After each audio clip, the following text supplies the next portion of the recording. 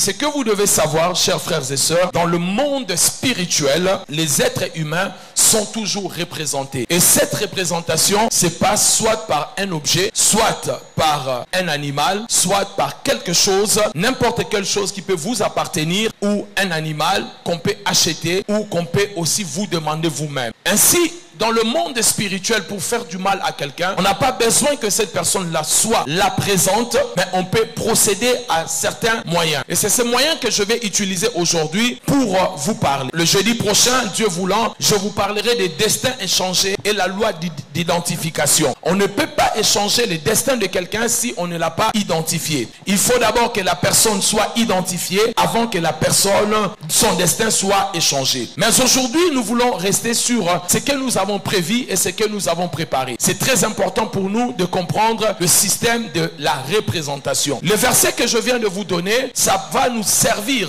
ou ça nous servira afin de comprendre comment la représentation se passe et comment vous pouvez éviter certains problèmes dans le monde spirituel et refuser toute forme de représentation. Nous avons lu le texte où on a dit créons l'homme à notre image et à notre ressemblance. Ici, je ne vais pas faire l'exégèse, je ne vais pas faire la théologie, mais je vais prendre seulement les deux mots qui m'intéressent, l'image et ressemblance. Et à chaque fois dans la vie, lorsqu'on veut faire la ressemblance de quoi que ce soit, il faut d'abord avoir l'image de la chose qu'on veut faire la ressemblance. La ressemblance ne peut pas être possible s'il n'y a pas d'image, s'il n'y a pas quelque chose avec laquelle on peut faire une représentation. C'est tellement important. Pour qu'on puisse te faire cette veste-là, il faut d'abord que cette veste soit là. Il faut qu'on regarde la forme, il faut qu'on regarde la taille, il faut qu'on regarde comment la chose est dessinée, afin de permettre à celui qui va faire la ressemblance de s'appuyer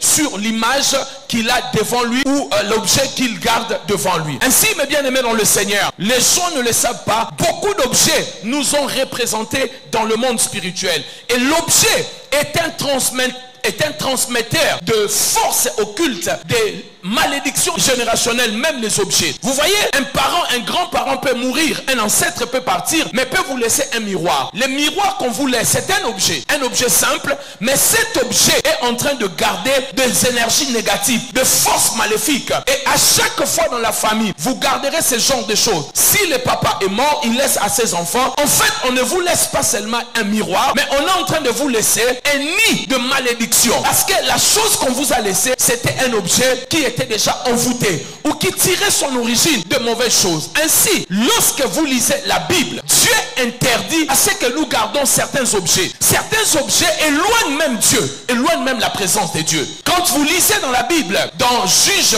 chapitre 6, vous regardez l'histoire d'Israël. La Bible dit qu'Akan, il avait pris des objets dévoués par interdit. Et le fait qu'il a pris des objets dévoués par interdit, ça éloignait Dieu. Dieu ne pouvait plus être avec Israël. Israël qui avait gagné la grande bataille de Jéricho a perdu face à une petite ville qu'on appelait Haï. Une petite ville. Israël qui était puissant, mais Israël a perdu face à une petite ville. Mais pourquoi? Parce qu'il y avait des objets. Et ces objets-là éloignaient Dieu. Il y a certains objets, ça peut vous représenter dans le monde spirituel. Certains objets peuvent aussi éloigner Dieu dans votre destin, dans votre vie et dans votre famille. Faites très attention avec les objets. Dis après moi objets. Faites attention à des choses qu'on vous laisse dans des familles. Des masques, des tableaux, des miroirs, des choses pareilles. Lorsqu'on vous les donne, il faut faire très attention. Aussi, il faut faire très attention. J'anticipe déjà au repas personnifié. Dis après moi repas. Plus fort que ça, repas. Personnifié. Faites attention avec des repas personnifiés. Lorsqu'on veut détruire la vie d'une personne, très souvent on utilise la nourriture. Et c'est toujours une nourriture personnifiée. Ça veut dire, on peut préparer des choses. Mais la femme dit aux enfants, aux travailleurs, à toutes les personnes, même aux amis du mari, ne mangez pas la tête de chèvre. Ce n'est que pour mon mari. Faites attention. Je ne dis pas que tous les repas personnifiés sont des repas envoûtés. Mais faites très attention. Quand vous partez chez les gens et qu'on vous dit, ces repas, ce n'est que pour mon mari. Ne mettez pas la main, ne mangez pas. Écoutez la femme. Elle sait ce qu'elle a fait dans cette tête de chèvre. Bah, j'aime pas comprendre. Mais les femmes sont en train de comprendre. Les repas personnifiés, même dans les familles, on vous dit, ces repas, il n'y a que les garçons qui doivent manger. Faites attention. Si tu es garçon dans cette famille, ne mettez pas ta main. Tout repas personnifié cache beaucoup de mauvaises choses. Faites très attention. Parce que pourquoi on fera que ça soit un repas personnifié? Parce qu'il y a un travail qui a été fait juste pour la personne qui va manger ces repas-là. Et si vous les mangez, vous aussi vous entrez dans cet envoûtement. Parce que ce n'était pas le repas pour toi. Le repas était destiné pour son homme. C'est pour cela, elle dit, ne mangez pas, ne prenez pas. Mais revenons dans ce que j'ai préparé pour vous, parce que j'ai préparé des choses très importantes et mystiques qui pourront vous aider. Là, l'une des lois de la représentation, c'est l'envoûtement. L'envoûtement est un élément important dans le monde de la représentation. D'ailleurs, on représente quelqu'un parce qu'on veut l'envoûter. On ne représente pas les gens juste par plaisir de le représenter. Lorsqu'on veut représenter quelqu'un dans le monde spirituel, ça veut dire qu'on veut faire du mal à la personne. À défaut de faire appel physique à la personne, dans l'incapacité de le prendre et de l'amener chez le féticheur, il faut maintenant le représenter. Cette représentation, elle peut se faire même par le pas. Lorsque vous arrivez quelque part, on peut ramasser vos pas et amener cela pour vous représenter. Mais aujourd'hui, je ne vais pas parler de cela. Avant d'aller un peu plus loin, comprenons d'abord c'est quoi l'envoûtement. Dis après moi envoûtement. Lorsque nous parlons de l'envoûtement,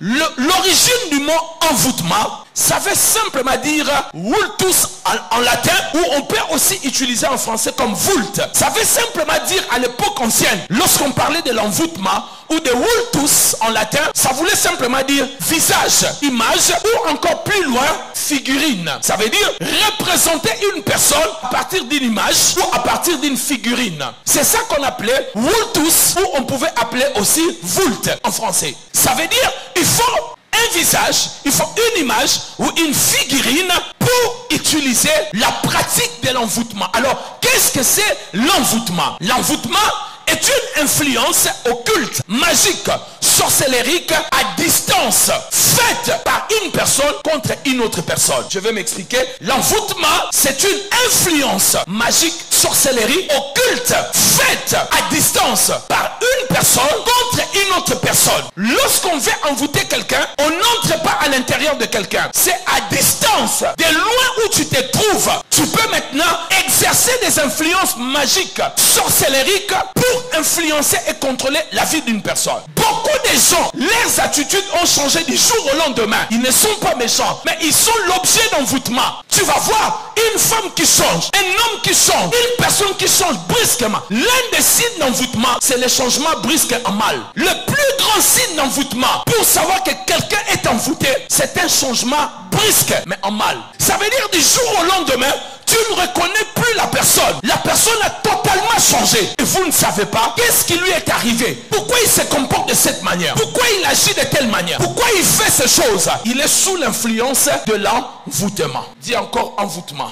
Et l'envoûtement ne peut marcher que par un support de témoin. Ça ne peut pas marcher s'il n'y a pas un support ou un témoin. Un témoin, c'est quoi? C'est quelque chose qui vient te représenter là où tu n'es pas. Et cette pratique est dans la Bible. Dans l'un des textes que nous avons lu de Paul, la Bible dit que Paul n'était pas là. Et quand Agabus est arrivé dans Actes des Apôtres, la Bible dit, Agabus a pris la ceinture de Paul. Il a dit, à celui qui appartient cette ceinture, les Juifs vont les lier à Jérusalem. Paul n'était pas là, mais sa ceinture était là. Ça le représentait. Son témoin était là. Son objet était là. C'est pour cela, faites attention de laisser vos objets déjà utilisés, usés et portés. Vaut mieux les brûler, mais ne laissez pas, même lors des déménagements. Ne les laissez pas, ne les donnez pas à des gens à qui vous n'avez pas assez de confiance. Le monde que vous voyez, c'est vous qui croyez que les gens sont comme vous. Ce monde où nous sommes, les gens sont capables de tuer même pour $10.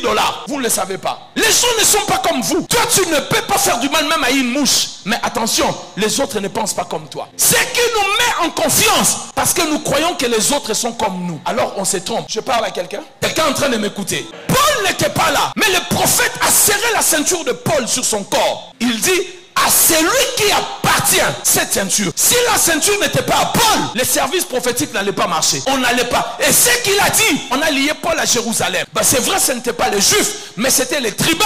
Les tribuns romains qui a lié Paul. Mais cela s'est réalisé. On a lié Paul. On l'a arrêté, comme il avait dit. Mais Paul n'était pas là. C'était sa ceinture. La représentation. Qu'est-ce qui est à toi que tu ne vois plus? Qu'est-ce qui t'appartient qu'on t'a volé? Quel est ce vêtement que tu ne vois pas? Ces sous-vêtements que tu ne vois plus? Ça se trouve où? Mais je déclare ici, peu importe là où ça se trouve, nous envoyons les feux au nom d'eux. Tu m'as pas dit un bon amen. J'ai dit, toute personne qui est en train de te représenter par un objet qu'il t'a volé, nous envoyons le feu maintenant.